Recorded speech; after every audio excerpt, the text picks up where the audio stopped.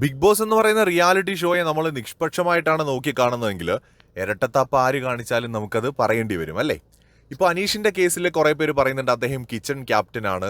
ഞാനും ഈ കാര്യം പലപ്പോഴും മുമ്പ് പറഞ്ഞിട്ടുണ്ട്. അതിലെ പുള്ളിയുടെ അടുത്ത് വളരെ ബഹുമാനമില്ലാതെ പെരുമാറുന്നതിനെ വിമർശിച്ചിട്ടൊക്കെ ഉണ്ട്.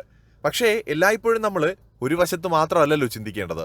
ഇന്ന് അനീഷ് ലൈവിനകത്ത് എത്ര സമയമാണ് അവരെ വെറുപ്പിച്ചത്. ആദ്യം അവർ വളരെ മാന്യമായിട്ട് പറയുന്നുണ്ട്, അനീഷേട്ടാ ഞാൻ പോയി ചെയ്തോളാം, നിങ്ങൾ ഇങ്ങനെ വന്നിരുന്ന് ഓർഡർ ഇടുമ്പോഴാണ് എനിക്ക് ചെയ്യാൻ പറ്റാത്തത്.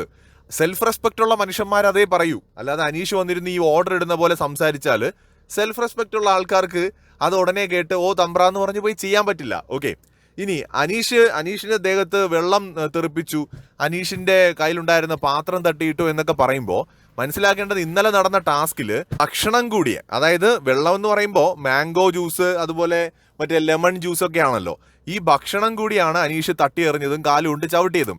അനീഷ് എന്തുകൊണ്ടാണ് അങ്ങനെ ചെയ്തത്? ഇന്നലെ ഒരുപാട് പേര് കമന്റ് ചെയ്തു, ഒരു മനുഷ്യൻ എത്രയെന്ന് വെച്ചിട്ടാണ് ക്ഷമിക്കുന്നത്, അദ്ദേഹത്തെ അത്രയും പ്രൊവോക്ക് ചെയ്തു, ഇറിറ്റേറ്റ് ചെയ്തു, നിവർത്തികെട്ടാണ് ചെയ്തതെന്ന്. ആ ആൾക്കാർ എന്ത് ചെയ്യുന്ന ആദിലയുടെ കാര്യത്തിൽ അങ്ങനെ പറയാത്തത്? അനീഷ് എത്രമാത്രമാണ് ഇന്ന് ഇറിറ്റേറ്റ് ചെയ്തത്. ആദിലെ അങ്ങോട്ട് പോയിട്ട് പാത്രം കഴുകുമെന്ന് പറഞ്ഞിട്ട്. ശരിയാണ്, ക്യാപ്റ്റന്റെ ഉത്തരവാദിത്തം തന്നെയാണ് ഇത് ചെയ്യണം എന്നൊക്കെ പറയേണ്ടത്. അനുമോള് ചെയ്യാതിരുന്നിട്ടില്ലേ? എത്രയോ പേര് ഇത് ചെയ്യാതിരുന്നിട്ടില്ലേ? അനീഷ് ഇന്നലെ ബിഗ് ബോസിന്റെ നിയമത്തെ ലംഘിച്ചുകൊണ്ട് അനീഷ് ടാസ്ക് സമയത്ത് പ്രോപ്പർട്ടീസ് നശിപ്പിച്ചില്ലേ? അതെങ്ങനെയാണ് ശരിയാവുക? അപ്പോൾ അനീഷ് അതുപോലെ മീറ്റിംഗിൽ നിന്ന് ഇറങ്ങിപ്പോയില്ലേ ഇന്നലെ ബിഗ് ബോസ് ലിവിംഗ് ഏരിയയിൽ വന്നിരിക്കാൻ പറഞ്ഞപ്പോൾ?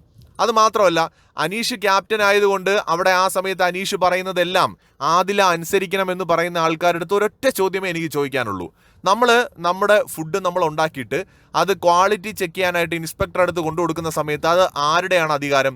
ക്വാളിറ്റി ചെക്കർ എന്ന് പറയുന്നത് കമ്പനി മുതലാളിയേക്കാൾ മുകളിൽ തന്നെയാണ്.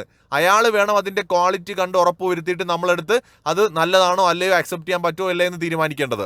ഇന്നലെ നടന്ന ടാസ്കിൽ അവിടെ അനുമോൾ എന്തൊക്കെ പറഞ്ഞാലും അനീഷിനേക്കാളും മുകളിലാണ്. അതുകൊണ്ടാണല്ലോ അനീഷ് ആ പ്രോഡക്റ്റ് ഉണ്ടാക്കിയിട്ട് അവരുടെ അടുത്ത് കൊണ്ടുപോകുന്നതും അവർ പരിശോധിക്കുന്നതും. ആ ക്വാളിറ്റി ചെക്കറിന്റെ ആ ഒരു അധികാരത്തെയും പവറിനെയും ഇന്നലെ അനീഷ് അനുസരിച്ചായിരുന്നോ?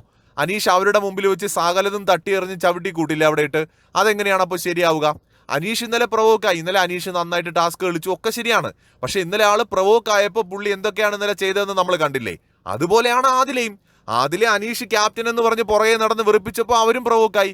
ഈ യാഥാർത്ഥ്യം നമ്മൾ അംഗീകരിക്കണം. അല്ലാതെ അനീഷ് ചെയ്യുമ്പോൾ അത് വാവെന്ന് പറയുകയും ആദില ചെയ്യുമ്പോൾ അത് ഭയങ്കര ക്രൂരതയാണെന്ന് സ്ഥാപിക്കുകയും ചെയ്യുന്നത് ഒരു തരത്തിലും ശരിയായിട്ട് തോന്നുന്നില്ല. അത് തന്നെയാണ് അഭിപ്രായം, അത് തന്നെയാണ് നിലപാട്, അത് തുടർന്നും പറയും. കൂടുതൽ അപ്ഡേറ്റ്സുമായി വീണ്ടും വരാം.